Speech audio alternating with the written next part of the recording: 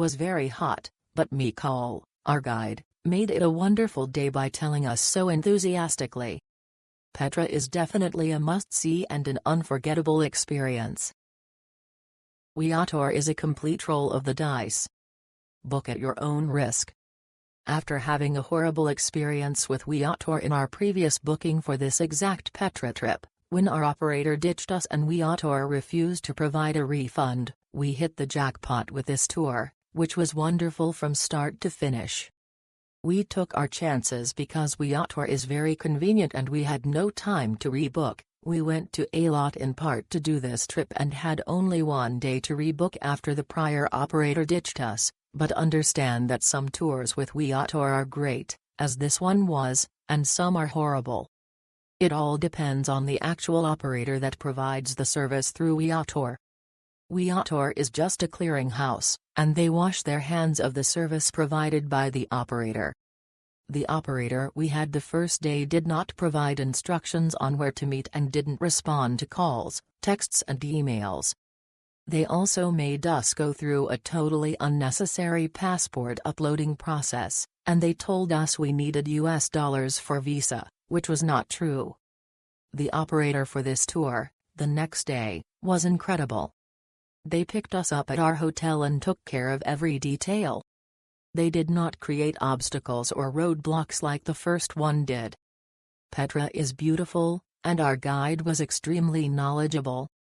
We felt safe and cared for. What a difference a day, and the operator, makes.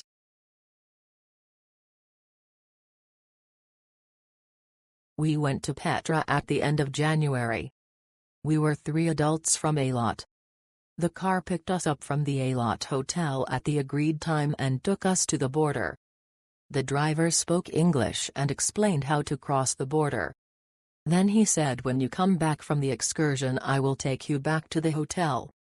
When we crossed the border into Israel, we were met by another person from the agency who collected the money for the border fees. When we booked the tour we had chosen to pay the customs fees in cash. Then we crossed the Jordanian border and got on a big bus. We went to pick up tourists from Aqaba.